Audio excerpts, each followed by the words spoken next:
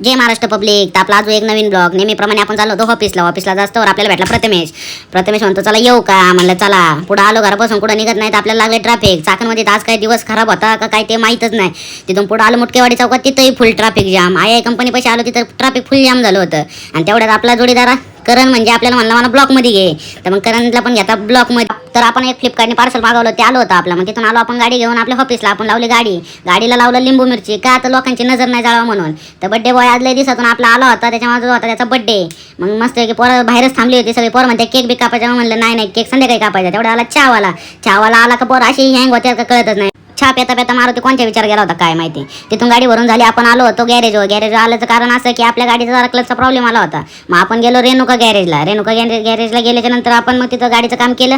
तिथून गेलो आपण सारा ऑर्चिड सोसायटीला, तिथं पार्सल द्यायचं होतं.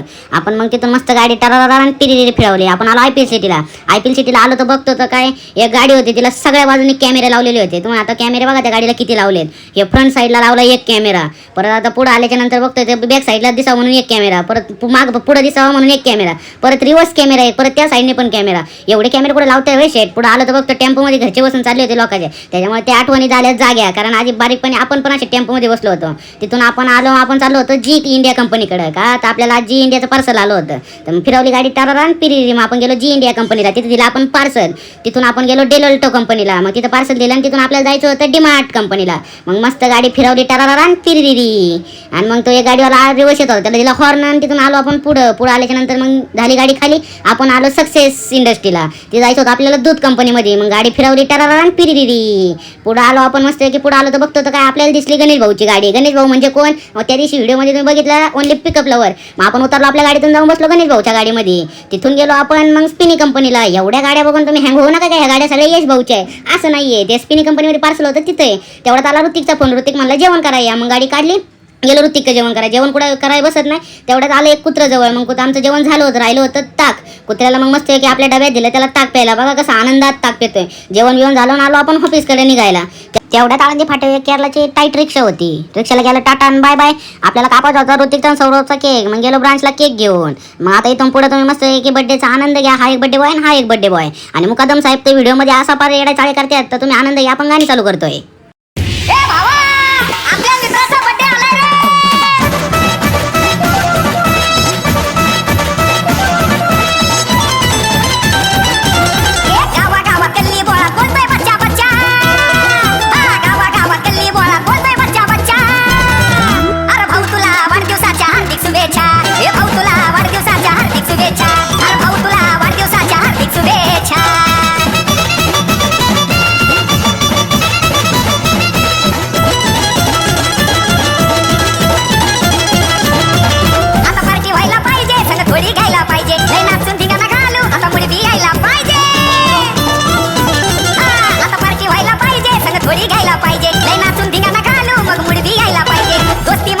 मग दोन्ही बड्डे बॉयला मग असं भरवलं केकनी पर नको पर लागच तवर मारलं.